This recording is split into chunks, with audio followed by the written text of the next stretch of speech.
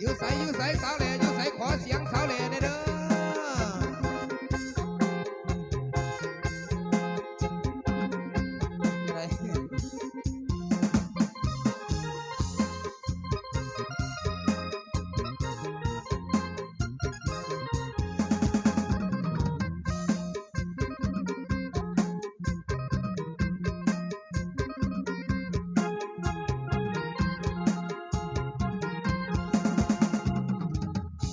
มาพบคนงาม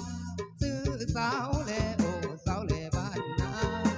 ตาหวานได้พบน้องคืนนั้นสุขสำราญพบในงานอาป่าสามัคคีโอ้สาวแหล่บ้านนาเจ้าสวยเด่นประจันวันเพ็ญ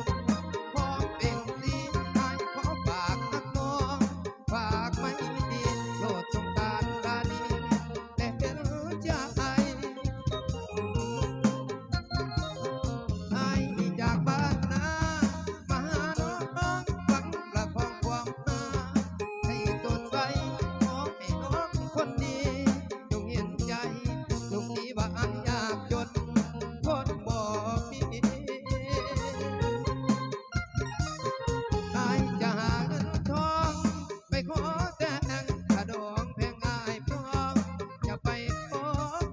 ให้น้องคนดีตั้งตารอน้องจงรอวันนั้นวันวิวาโอ้ยสาวแหล่นี่มีจักสาวแหล่เนาะสาวแหล่ส่งเสียงอีกเนี่ยสาวแหล่เฮ้ยเฮ้ยเฮ้ยเ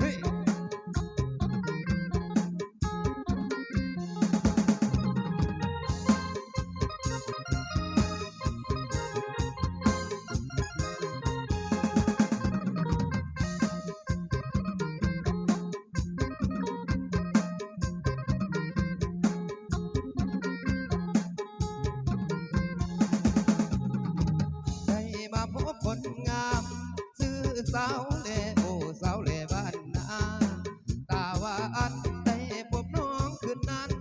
สุขสำราญพบในงานบ้าป่าสามัคคีโอ้สาวแหล่บ้านนาเจ้าสวยเด่นเหมือนประจันวันเพ็ญพร้อมเป็นสีไม้ขอฝากนักน้องฝากไม่ดีโปรดสงสารราณีและเอ็นใจอายนี่จากบ้านนามาหาน้องหวังประคองควรหาให้สดใสขอให้น้องคนดีจงเห็นใจจงดีว่าอายยากจน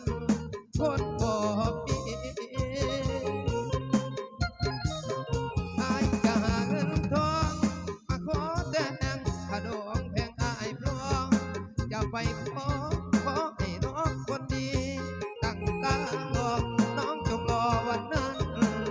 วันวิวาเขาบอกเป็น3 ผลงานน้องพี่น้องเนาะครับบอกกันไหมในส่วนน้องพี่น้องต่อปัตตานีพี่น้องบ้านเนาะ